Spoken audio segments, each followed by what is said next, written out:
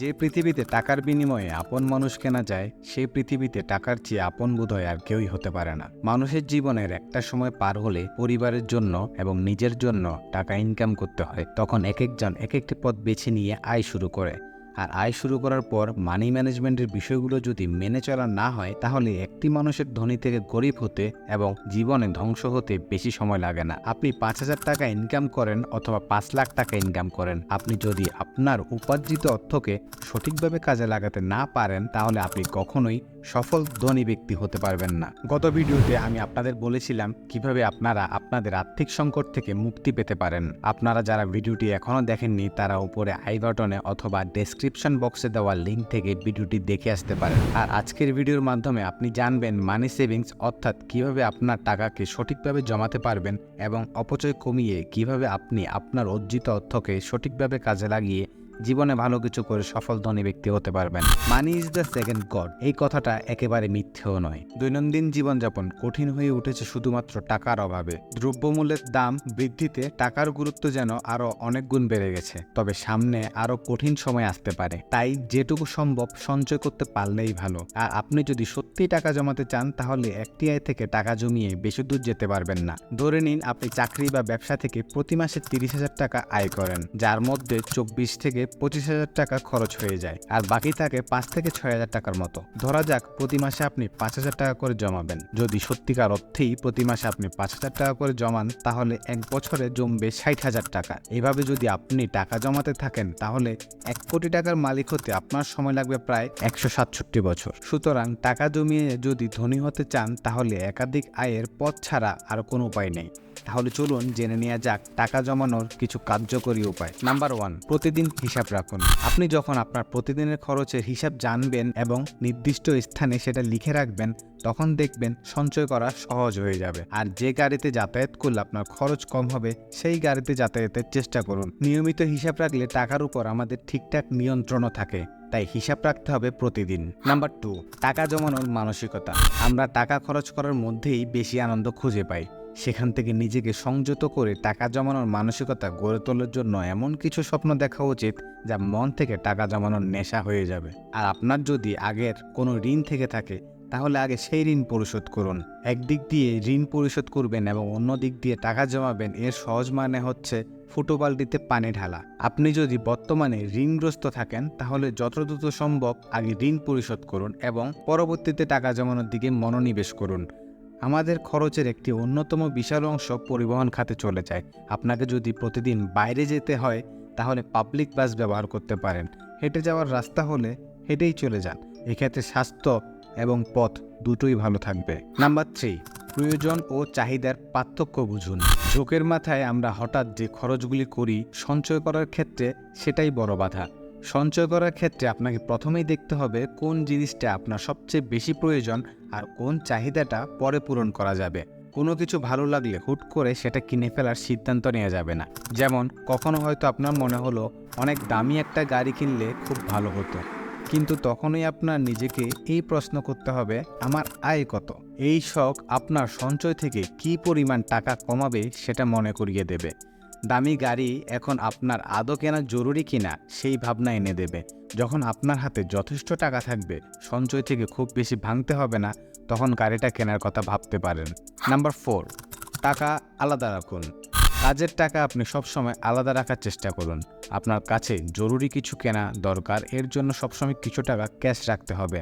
কেননা যে কোনো সময় জরুরি কাজের জন্য টাকা দরকার পড়তে পারে। হতে পারে কোনো সুযোগকে কাজে লাগানো, অথবা হতে পারে কোনো দুর্ঘটনা।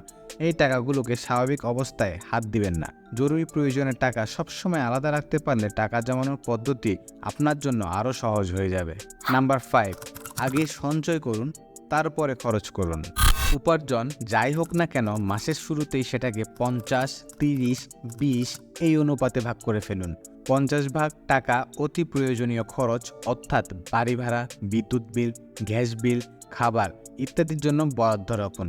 বাকি 30 ভাগ রাখুন বিনোদন বা অন্য কোনো খরচের জন্য, আর 20 ভাগ রাখুন সঞ্চয়ের জন্য। এই অনুপাত মন মতো না হলে নিজের মতো বন্টন করে নিন, তবে মাসের শুরুতেই কিছু টাকা সঞ্চয়ের অভ্যাস গড়ে তোলা জরুরি। নাম্বার 6, বাইরে খাওয়া ছেড়ে দিতে হবে। বর্তমানে আমাদের মধ্যে অনেকেরই বাইরে খেতে যাওয়া একটা ট্রেডিশন হয়ে উঠেছে। আপনি যদি টাকা জমাতে চান বা ভবিষ্যতে আর্থিক স্বাধীনতা লাভ করতে চান তাহলে বাইরে খেতে যাওয়া ত্যাগ করুন। অধিকাংশ লোক তাদের দুপুরের খাবার কিনে খেতে পছন্দ করেন যাতে তাদের সময় খরচ কম হয়, কিন্তু আপনি যদি নিজের খাবার নিজে তৈরি করে খেতে পারেন তাহলে আপনি অনেক টাকা জমাতে পারবেন। দোকানের খাবার ঘরের তৈরি খাবারের তুলনায় ব্যয়বহুল এবং অস্বাস্থ্যকর, তাই প্রতিদিন ঘরের তৈরি খাবার খাওয়ার চেষ্টা করুন। নাম্বার 7, ফ্যাশনে খরচ কমান।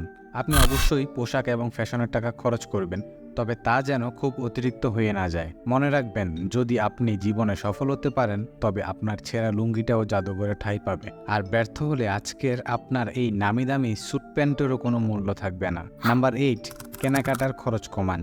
কাঁচা বাজার ছাড়া নিত্য প্রয়োজনীয় জিনিসপত্র একেবারে কেনার চেষ্টা করুন। দোকানে যাওয়ার আগে একটা লিস্ট করে নিন এবং আপনার কি কি লাগবে তা লিখে নিন। লিস্টের বাইরের একটি পণ্য কেনা থেকে বিরত থাকুন। নাম্বার 9, বাজার খরচ কমান। প্রতি মাসে সংসারে যা কেনাকাটা প্রয়োজন কাঁচা বাজার বাদে অন্য সব কিছু একসঙ্গে কিনে ফেলার চেষ্টা করুন, কারণ বারবার কিনতে গেলে খরচ বেশি হয়। তাছাড়া কোথাও ছাড় থাকলে সেখান থেকে জিনিসপত্র কেনার চেষ্টা করতে পারেন, তবে ছাড়ে কিনতে গিয়ে আবার দরকারের চেয়ে বেশি কিনবেন না। এভাবে মাসিক বাজার থেকে কিছু টাকা সাশ্রয় করা সম্ভব। নাম্বার 10, অব্যবহৃত জিনিস বিক্রি করে দিন। আপনি যে সকল জিনিস এখন ব্যবহার করছেন না কিংবা যেগুলো আপনার দরকার হবে না সেগুলো বিক্রি করে দিন। এতে আপনার হাতে কিছু নগদ টাকা চলে আসবে, সেটি জমিয়ে রাখুন। নাম্বার 11, কার্ডের পরিবর্তে ক্যাশ ব্যবহার করুন। আজকাল কম বেশি সবার কাছে ডেবিট বা ক্রেডিট কার্ড থাকে। খরচ করার সময় যতটা সম্ভব কার্ড এড়িয়ে চলা উচিত, কারণ এতে খরচের মানসিকতা বাড়ে। ক্রেডিট কার্ডে কেনাকাটায় মাস শেষে বিল দিতে দেরি হলে নানা ঝামেলা হয়, কিন্তু ক্যাশ টাকায় কেনাকাটার ক্ষেত্রে এসব ঝামেলা নেই। আর খরচ করার সময়েও মানিব্যাগে টাকার ঠিকঠাক হিসাব থাকে। ক্যাশ না থাকলে তখন ডেবিট কার্ড ব্যবহার করা যেতে পারে, তবে একটা কথা মনে রাখবেন, শো অফ করার জন্য একাধিক ব্যাংকে অ্যাকাউন্ট খুলে একাধিক ডেবিট কার্ড বা ক্রেডিট কার্ড ব্যবহার করতে যাবেন না, এতে ক্ষতিটা আপনারই হবে। নাম্বার 12, বিনিয়োগ করুন বুঝে শুনে। সঞ্চয়ের পাশাপাশি বিনিয়োগ করতে পারলেও ভালো, তাতে কিছু বাড়তি টাকা আসার সম্ভাবনা তৈরি হয়, তবে সেক্ষেত্রে অবশ্যই বুঝে শুনে বিনিয়োগ করতে হবে, কেননা অল্প সময়ে টাকা দ্বিগুণ করার মতো বিভিন্ন প্রলোভনে ফেলে বিনিয়োগে উৎসাহী করা অনেক প্রতিষ্ঠান আজকাল আছে। কখনোই সেসব জায়গায় বিনিয়োগ করা উচিত নয়, সেক্ষেত্রে আপনার টাকা ঝুঁকিতে পড়তে পারে। আর যদি বিশ্বস্ত কোনো জায়গায় বিনিয়োগ করতে চান তবে সেক্ষেত্রে শুরুতে অল্প টাকা বিনিয়োগ করা উচিত, আর আপনার পরিকল্পনা হতে হবে দীর্ঘমেয়াদী। যেমন হতে পারে সেটা ছোট কোনো ব্যবসা, স্টক মার্কেট বা বন্ড, তবে বিনিয়োগ অল্প পরিমাণে করা উচিত যাতে লোকসান হলেও বড় কোনো বিপদে পড়তে না হয়। নাম্বার 13, লোকের কথায় কান দিবেন না। অনেক সময় হিসেব করে চলার কারণে কিছু মানুষ থেকে কটূক্তি শুনতে হয়। তারা আপনাকে অনেক হিসেবি মানুষ বা কিপ্টেও বলতে পারে, কিন্তু সঞ্চয় করা আর নিয়ন্ত্রিত জীবনযাপন কোনো লজ্জার বিষয় না, কারণ বেহিসেবি খরচ করে তাৎক্ষণিক বাহবা পেলেও অসময়ে কাউকে পাশে পাবেন না। তাই লোকের কথায় কান না দিয়ে সঞ্চয় হতে চেষ্টা করুন। টাকা ও ক্ষমতা এক ধরনের সৌন্দর্য, তবে তার সঠিক ব্যবহার জানতে হবে, কারণ এই দুটি জিনিসের কোনোটাই চিরস্থায়ী নয়। কিভাবে আপনি একজন ক্ষমতাশীল ব্যক্তি হতে পারেন এবং কিভাবে অন্যকে আপনার প্রতি আকর্ষণ করতে পারেন সেই বিষয়ে কথা বলবো পরের ভিডিওতে। পরের ভিডিওটি দেখার জন্য চ্যানেলটি সাবস্ক্রাইব করে রাখুন। আর আজকের ভিডিওটি যদি আপনার ভালো লেগে থাকে তাহলে ভিডিওতে লাইক, কমেন্ট এবং শেয়ার করতে ভুলবেন না। আপনার একটি পজিটিভ কমেন্ট আমাকে আপনাদের জন্য আরও ভালো কিছু নিয়ে আসার অনুপ্রেরণা যোগাবে। আপনার জীবনটি সুন্দর হোক এই কামনা করি। ভালো থাকবেন।